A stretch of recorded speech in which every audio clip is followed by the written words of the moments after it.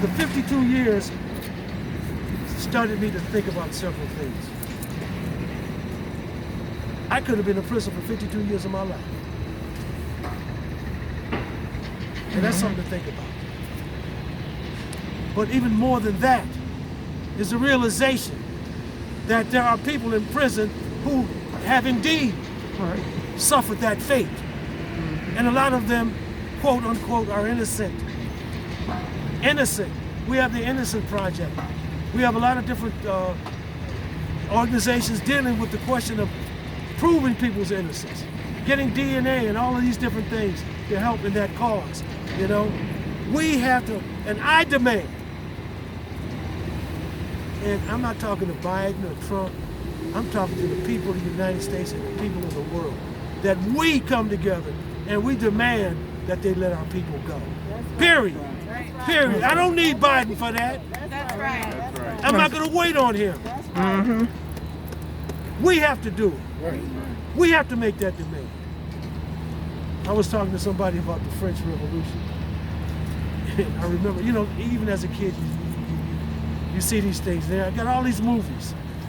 And one of the things I did remember was them, the first thing they did was storm the Bastille. That's right. That's the first thing they did. And this is what we have to do. We're going to have to storm these institutions and release these people. Because as someone, I think said earlier, this is some medieval stuff. You don't lock people in cages. I've been in them cages. In Vietnam, you know, I was tortured there. I understand it.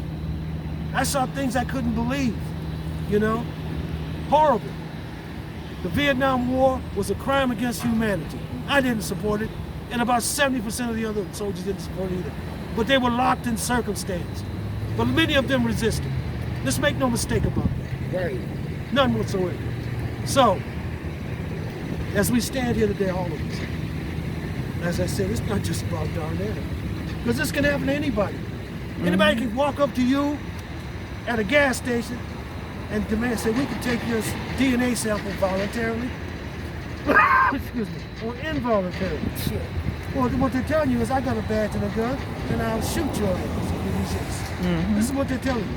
I didn't give him that damn permission. Why are you doing this to me? Why would you do this to anyone else? Why? They have to answer these questions.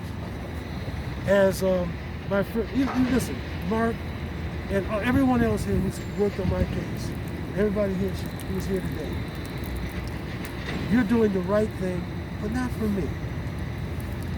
It's bigger than me. You got to understand that. It's bigger than me.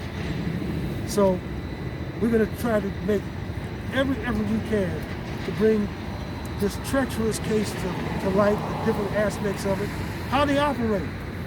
The Michigan State Police Forensic Laboratories, how many times have they sent people to prison from this building for nothing? How many times have they manipulated evidence? The Red Squad is a throwback to the McCarthy era. Pure and simple. Now, they may have given it another name, but it still operates. Obviously, because they're still after me on the same bullshit charges. It's very simple. The press was complicit in this whole operation.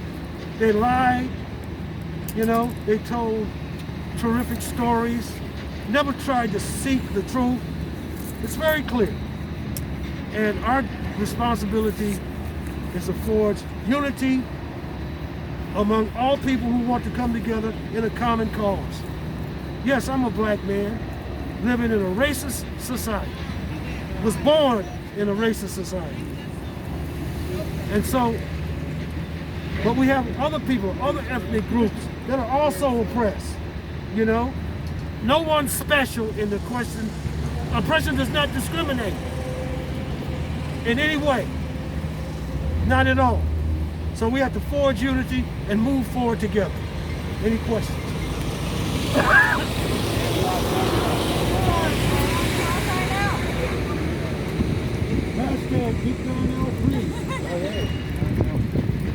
Okay. So, anybody got any questions? Michael Shaw from the MSP, Michigan State Police. says you're still a suspect in the murder of a state trooper that happened in 1968. What would you want to say to Michael Shaw? You know, well, he's pursuing a direction that clearly demonstrates that this is a political case, because there's no evidence of me killing anyone. Their own witnesses recanted their testimony and said that the testimony was scripted by the police.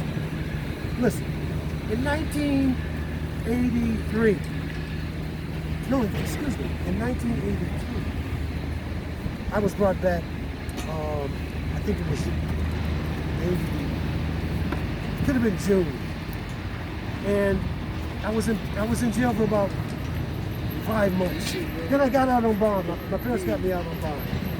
It was close to Christmas. I think it was October when I got out. And so they had taken my passport. It was coming up to Christmas.